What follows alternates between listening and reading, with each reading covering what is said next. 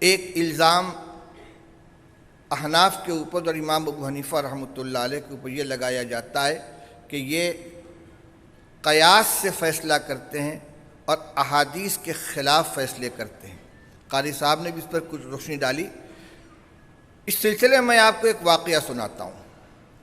خاندان نبوت کے نمایاں فرد ہیں حضرت جعفر صادق، جعفر ابن محمد ابن علی ابن حسین ابن علی، حضرت علی رضی اللہ تعالیٰ عنہ کے پوتے ہیں علی زین العابدین، اور ان کے پوتے ہیں جعفر ابن محمد، جعفر صادق، محمد باقر، علی زین العابدین، حسین ابن علی، علی مرتضیٰ رضی اللہ تعالیٰ عنہ اجمعین۔ حقیقت یہ ہے کہ امام جعفر صادق، محمد باقر، یہ سب ائمہ اہل سنت والجماعت میں سے ہیں، مگر شیعوں نے ان کا اغوا کر لیا اور ان کی طرف ایک من گھڑت فقہ منسوب کر کے اس کا نام فقہ جعفری رکھ دیا، جبکہ ائمہ اہل سنت میں سے ہیں۔ حضرت جعفر صادق سے کسی نے جا کر شکایت کی، کیونکہ حاسدین بہت تھے امام صاحب کے، غلط باتیں گڑھ کر منسوب کرنے والے۔ ان سے جا کے شکایت کی کہ یہ ابو حنیفہ آپ کے نانا کی حدیثوں کو چھوڑ کر قیاس سے فتویٰ دیتے ہیں۔ کہ اچھا، بلاؤ۔ بلائے گئے، انہوں نے کہا تم قیاس سے فتویٰ دیتے ہو، حدیث کے خلاف فتویٰ دیتے ہو؟ تو امام صاحب نے فرمایا کہ اگر میرے کسی خاص فتوے کے بارے میں آپ کو یہ علم ہو کہ وہ حدیث کے خلاف ہے، آپ اس کی نشاندہی کریں، میں اسے رجوع کر لوں گا۔ لیکن اگر ایسا نہیں ہے تو میرا طریقہ سنیے۔ میرے سامنے جب کوئی مسئلہ آتا ہے تو میں سب سے پہلے کتاب اللہ میں اس کو تلاش کرتا ہوں۔ اگر مسئلہ صاف صریح مل گیا تو پھر کسی اور طرف دیکھنے کی ضرورت نہیں ہے۔ مثلا انما الخمر والمیسر والانصاب والازلام رجس من عمل الشیطان، جن چیزوں کو اس میں حرام قرار دے دیا گیا، اب کہیں اور دیکھنے کی ضرورت نہیں ہے۔ شراب حرام ہے، جوا حرام ہے، قرآن کی نص صریح سے ثابت ہے۔ اگر قرآن پاک میں مسئلہ صراحت کے ساتھ نہیں مل سکا تو پھر احادیث کی طرف رجوع کرتا ہوں۔ حدیث سے اگر مسئلہ ثابت ہو گیا تو پھر آگے نہیں جاتا۔ اگر حدیث کے اندر مسئلہ نہیں ملا تو پھر میں صحابہ کرام رضی اللہ تعالیٰ عنہ کے اقوال کو دیکھتا ہوں۔ اگر وہ متفق ہیں تو اس کو اختیار کر لیتا ہوں، اگر ان میں مختلف رائے ہیں تو انہی میں سے کسی کو چن لیتا ہوں اور اقوال صحابہ کے باہر نہیں جاتا، اسی دائرے کے اندر رہتا ہوں۔ اور جب مسئلہ اوزاعی اور طاؤس اور مجاہد تک پہنچتا ہے تو ہم رجال و نحن رجال، جب رائے اور اجتہاد کا نمبر آتا ہے تو جیسے دوسرے حضرات اجتہاد کر سکتے ہیں، میں بھی اجتہاد کرتا ہوں۔ اس کے بعد فرمایا کہ آپ کہتے ہیں کہ میں حدیث کے خلاف فتویٰ دیتا ہوں، تو میرے کچھ سوالات ہیں۔ یہ بتلائیے کہ عورت کمزور ہے یا مرد کمزور ہے صنفی اعتبار سے؟ فرمایا عورت کمزور ہے۔ فرمایا اگر میں قیاس سے فتویٰ دیتا تو میں کہتا للانثی حظ مثل الذکرین، کہ عورت کو میراث میں مرد سے 2 گنا حصہ ملنا چاہیے، لیکن نص موجود ہے کہ للذکر مثل حظ الانثیین۔ یہ بتلائیے کہ یہ فیصلہ قیاس کے مطابق ہے یا نص کے مطابق ہے؟ کہ نص کے مطابق ہے۔ فرمایا کہ یہ بتائیے کہ انسان جب خفین پہن کر چلتا ہے تو اس کی تلی میلی ہوتی ہے یا اوپر کا حصہ؟ کہ نہیں، تلی میلی ہوتی ہے۔ فرمایا اگر میں قیاس سے فتویٰ دیتا تو میں کہتا کہ خفین پہ مسح نیچے کیا جائے، اوپر نہ کیا جائے۔ اس طرح کے 2-4 مسائل جب امام صاحب نے سنائے تو انہوں نے فرمایا کہ مجھے غلط اطلاع پہنچائی گئی تھی، میں اپنی بات سے رجوع کرتا ہوں۔ اور یہ وہی طریقہ ہے امام ابو حنیفہ رحمۃ اللہ علیہ کا جو رسول اللہ صلی اللہ علیہ وسلم نے حضرت معاذ بن جبل رضی اللہ تعالیٰ عنہ کو تلقین فرمایا تھا۔ حضرت معاذ بن جبل رضی اللہ تعالیٰ عنہ کو رسول اللہ صلی اللہ علیہ وسلم نے یمن کا گورنر بنا کر اور معلم بنا کر روانہ کیا۔ جب وہ جانے لگے تو ان کو واپس بلایا اور بلا کر پوچھا بما تقضی، تم فیصلہ کیسے کرو گے؟ قال بالسنت، بکتاب اللہ، اللہ کی کتاب کے ذریعے فیصلہ کروں گا۔ پوچھا فَإِن لَمْ تَجِدْ فِي کتاب اللہ، فَإِن لَمْ تَجِدْ فِيهِ، کتاب اللہ میں نہ ملا تو کیا کرو گے؟ قال فَبِسُنَّتِ رسول اللہ، اللہ کے رسول کی سنت سے میں فیصلہ کروں گا۔ آپ نے فرمایا فَإِن لَمْ تَجِدْ فِيهِ، اگر اس میں بھی نہ ملا تو کیا کرو گے؟ قال اجتہد برأیی ولا آلو، پھر میں اپنی رائے کو تھکاؤں گا، اپنے عقل سے کام لوں گا، خوب غور کروں گا، یعنی نصوص کتاب اللہ کی آیات اور احادیث ان کے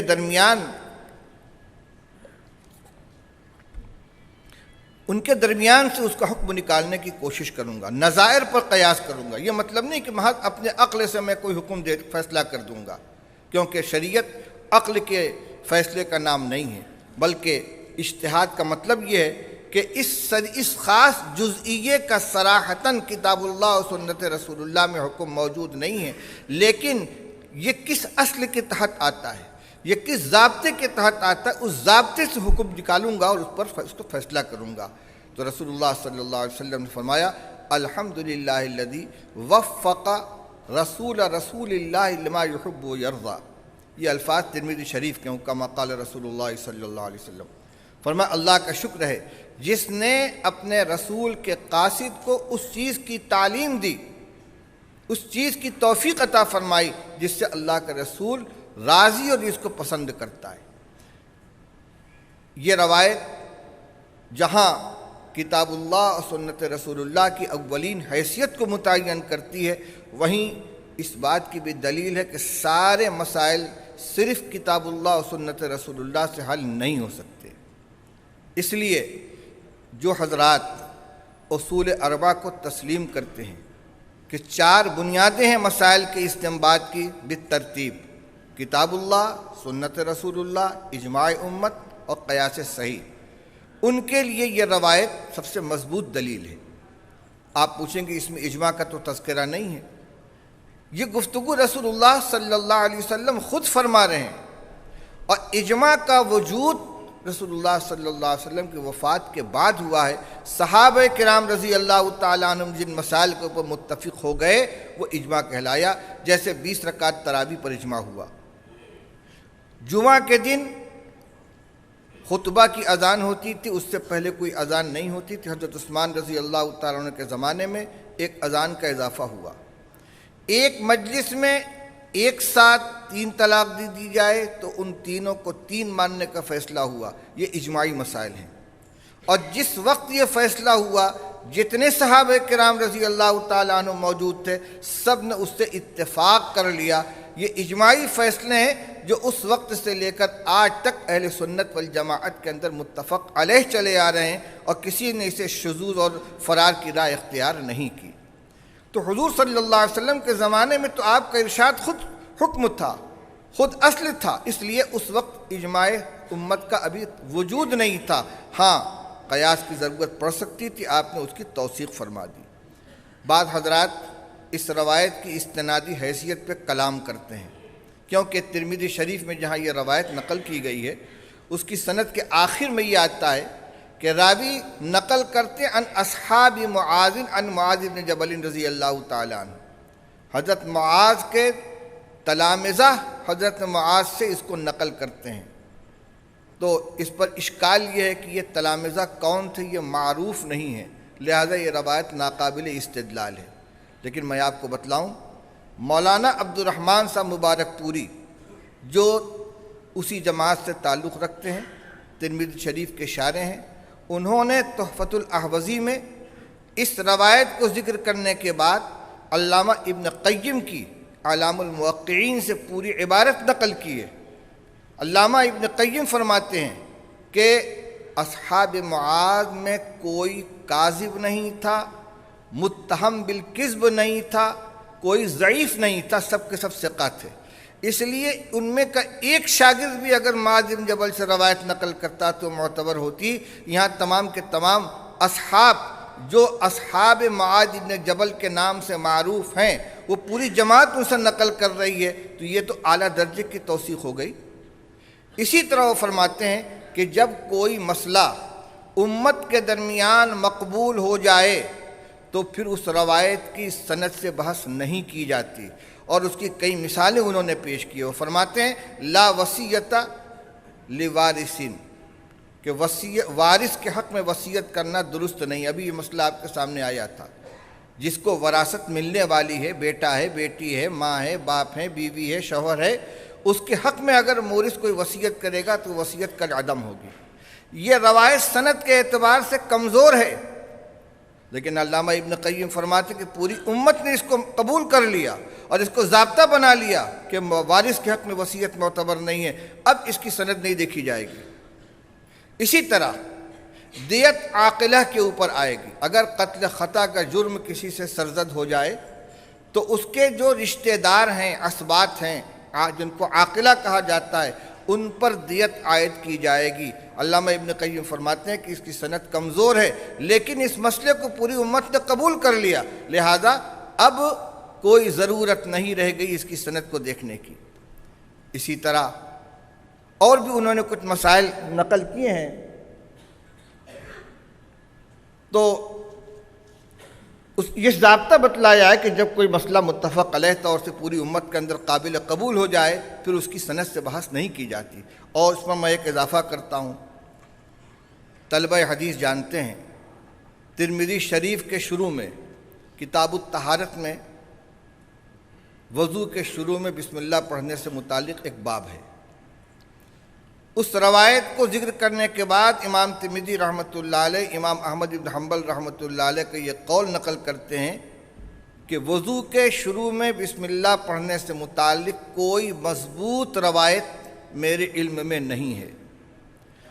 اور اسی کے بعد اسحاق ابن راہوے کا یہ قول نقل کرتے ہیں کہ اسحاق ابن راہوے کہتے ہیں کہ وضو کے شروع میں بسم اللہ پڑھنا واجب ہے، اگر قصداً کوئی شخص بسم اللہ چھوڑ دے گا تو اس کا وضو نہیں ہوگا۔ اور امام احمد بن حنبل رحمۃ اللہ علیہ کا بھی تقریباً یہی مسلک ہے۔ ایک طرف وہ یہ کہتے ہیں کہ کوئی مضبوط روایت علم کے اندر نہیں ہے، میرے علم میں نہیں ہے۔ جب امام احمد بن حنبل کے علم میں نہیں ہے تو کون مدعی ہوگا کہ میرے علم میں ہے؟ لیکن اس کے باوجود چونکہ رسول اللہ صلی اللہ علیہ وسلم کے زمانے سے وضو کے شروع میں بسم اللہ پڑھنے کا عمل چلا آ رہا ہے، تو جو چیز معمول کے اندر شامل ہے وہ اس کی سند دیکھنے کی ضرورت نہیں ہے۔ تو علامہ ابن قیم نے اس کو ثابت کیا ہے کہ یہ روایت معاذ بن جبل رضی اللہ تعالیٰ عنہ کی یہ امت کے اندر مقبول ہے۔ یہ میں نے اس لیے تذکرہ کر دیا کہ بعض حضرات کی طرف سے یہ مسئلہ اٹھایا ہے۔ بنارس میں ایک مرتبہ ایک بیان میں میں نے اس حدیث کا حوالہ دے دیا، تو ہمارے ایک جامعہ سلفیہ ہے، اس کے ایک مقرر صاحب نے اس کے تردید میں فرمایا کہ پہلے اس کا حدیث ہونا تو ثابت کیا جائے، یعنی اگر کسی نے اس کے اوپر کچھ کلام کر دیا کسی راوی کے بارے میں تو حدیث ہونے سے وہ ساقط ہو گئی۔ بہرحال یہ بڑی جرأت کی بات ہے۔ تو میں یہ عرض کر رہا تھا کہ امام اعظم ابو حنیفہ رحمۃ اللہ علیہ کے یہاں جو روایات کو سند کے ساتھ نقل کرنے سے زیادہ ان کے یہاں روایات کو اپنے اصول کے اندر جگہ دی گئی ہے، اور ان کا طریقہ استنباط کا وہی تھا جو رسول اللہ صلی اللہ علیہ وسلم نے حضرت معاذ بن جبل رضی اللہ تعالیٰ عنہ کو تلقین فرمایا تھا۔ اور ایک بات آپ کی شاید قاری صاحب نے بھی ذکر کی تھی کہ احادیث کا امام ابو حنیفہ رحمۃ اللہ علیہ کے یہاں اتنا اہتمام ہے کہ کتنی روایتیں جن کو دوسرے حضرات ضعیف کہہ کے ترک کر دیتے ہیں کہ روایت ضعیف ہے، لیکن احناف کے یہاں ان کو اختیار کیا جاتا ہے۔ اور امام ابو حنیفہ رحمۃ اللہ علیہ کا یہ ضابطہ ہے کہ قیاس کے مقابلے میں حدیث ضعیف کو ترجیح دیتے ہیں۔ اگر اس کے مقابلے میں اس سے قوی کوئی روایت موجود ہو تو اس کی طرف دیکھیں گے، لیکن جس مسئلے میں صرف ایک روایت ہے یا چند روایتیں ہیں وہ سب درجے کے اعتبار سے کمزور ہیں تو ان روایات کے مقابلے میں قیاس نہیں کیا جاتا، کمزور روایت کو ہی قابل قبول قرار دے کر اس پر مسئلے کی بنیاد رکھی جاتی ہے۔ بہرحال امام ابو حنیفہ رحمۃ اللہ علیہ کی محدث کی حیثیت سے جو شان ہے وہ اس زمانے میں بھی تسلیم کی گئی۔ مسعر ابن قدام جو کوفہ کے بہت بڑے محدث ہیں، جن کی حیثیت یہ تھی کہ حدیث کے دو بہت بڑے عالم جو امام ہیں، امام شعبہ ابن الحجاج اور سفیان ثوری، یہ دونوں حضرات جب کسی حدیث کے بارے میں گفتگو کرتے اور فیصلہ نہ ہو سکتا تو کہتے تھے چلو مسعر ابن قدام کے پاس چلتے، ان سے فیصلہ کرائیں گے۔ مسعر ابن قدام کہتے ہیں کہ ابو حنیفہ طلب علم کے زمانے میں ہمارے رفیق تھے، علم حدیث میں ہم نے ان کا مقابلہ کیا تو ہم سے آگے نکل گئے، ورع و تقوی و زہد کے اندر وہ ہم سے آگے نکل گئے، اور 20 سال کی عمر میں امام ابو حنیفہ رحمۃ اللہ علیہ نے کوفہ کے تمام محدثین کے روایات کو جمع کر لیا۔ محدثین لکھتے ہیں کہ مصر ابن قدام نے کوفہ کے باہر کا کوئی سفر نہیں کیا، صرف کوفہ کے محدثین سے انہوں نے روایتیں لی ہیں۔ ہاں، یہ الگ بات ہے کہ کوفہ اس زمانے میں مرکز تھا، حضرت عمر کے تلامذہ، حضرت عبداللہ ابن مسعود کے تلامذہ، حضرت ابو موسیٰ اشعری کے تلامذہ، حضرت علی مرتضیٰ کے تلامذہ، یہ سارے کے سارے وہیں اکٹھا تھے۔ خلافت کا مرکز تبدیل ہو چکا تھا حضرت علی رضی اللہ تعالیٰ عنہ کے زمانے میں، اور کبار صحابہ کا مرکز بن گیا تھا کوفہ، اور ان اکابر صحابہ کے تلامذہ موجود تھے، ان کے علوم سے پورا کوفہ جگمگا رہا تھا۔ تو امام ابو حنیفہ رحمۃ اللہ علیہ نے اور مصر ابن قدام نے کوفہ کے تمام ائمہ کے تمام محدثین کے علوم کو حاصل کیا۔ مصر ابن قدام تو کوفہ کے باہر گئے ہی نہیں، امام صاحب نے تو اسفار بھی کیے۔ وہ جب یہ کہہ رہے ہیں کہ امام ابو حنیفہ مجھ سے آگے نکل گئے، اور ان کی یہ حیثیت ہے کہ شعبہ ابن حجاج اور سفیان ثوری جب کسی حدیث کے بارے میں فیصلہ نہیں کر پاتے تو مصر ابن قدام کے پاس جاتے ہیں فیصلہ کرانے کے لیے۔ اس سے اندازہ کیجئے کہ خود امام ابو حنیفہ رحمۃ اللہ علیہ کا حدیث کے اندر کیا پایا تھا۔ رہ گئی یہ بات کہ ان سے روایات کم مروی ہیں، تو میں نے ابھی اس کی وجہ آپ کے سامنے بیان کی۔ اور پھر امام شافعی رحمۃ اللہ علیہ بھی تو ائمہ مجتہدین میں سے ہیں، ان سے کتنی روایتیں حدیث کی کتابوں میں مروی ہیں۔ اگر مسند شافعی ہے تو مسند امام اعظم بھی موجود ہے، اور 17 نسخے اس کے موجود ہیں۔ کتاب الاثار کے 4 نسخے موجود ہیں 4 تلامذہ سے، اور موسوعہ مسند امام اعظم ابو حنیفہ کو دیکھا جائے تو مرویات کی تعداد 10,000 تک پہنچ جاتی ہے۔ صرف متداول صحائح ستہ یا اور جو کتابیں علماء کی مراجعات کے اندر رہتی ہیں، ان میں روایات کے مذکور نہ ہونے سے یہ فیصلہ کر لینا کہ ان کے پاس روایات کا ذخیرہ نہیں تھا، یہ ایک غلط قسم کا استنباط، غلط نتیجہ نکالنا ہے، اور جو حقیقت سے بہت دور ہے۔ بہرحال وقت کافی ہو چکا ہے، اور جو باتیں میرے ذہن میں تھیں اس کا بہت بڑا حصہ ہمارے پیش رو حضرات نے آپ کے سامنے بیان کر دیا تھا۔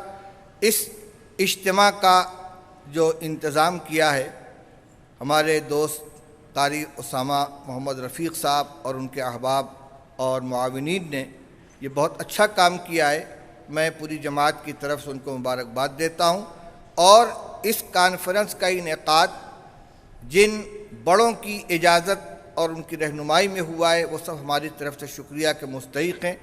خادم الحرمین الشریفین ملک عبداللہ ابن عبدالعزیز، اور نئے جو ہمارے وزیر شؤون دینیہ ہیں شیخ کیا نام ہے، سلیمان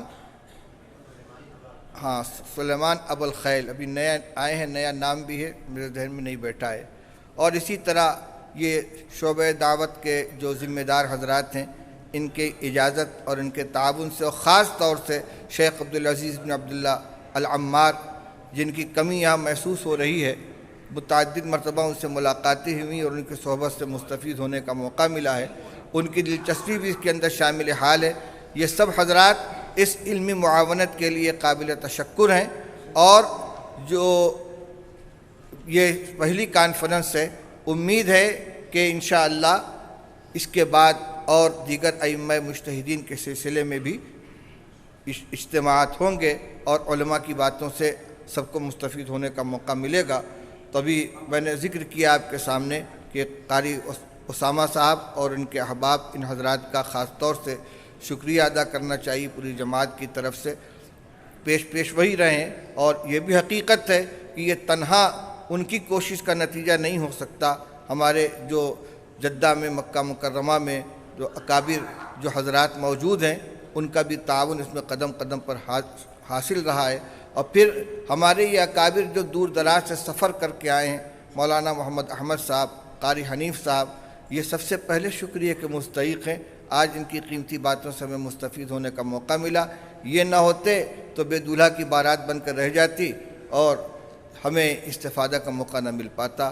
اللہ تعالیٰ سے دعا کرتا ہوں کہ اللہ تعالیٰ اس کے بہتر سے بہتر ثمرات ظاہر فرمائے، اور پوری ملت کو اس کا فائدہ پہنچے، اور پھر ہمیں اور آپ کو مل بیٹھنے کا اور ان قیمتی باتوں کو سننے کو موقع ملے۔ وآخر دعوانا الحمدللہ رب العالمین۔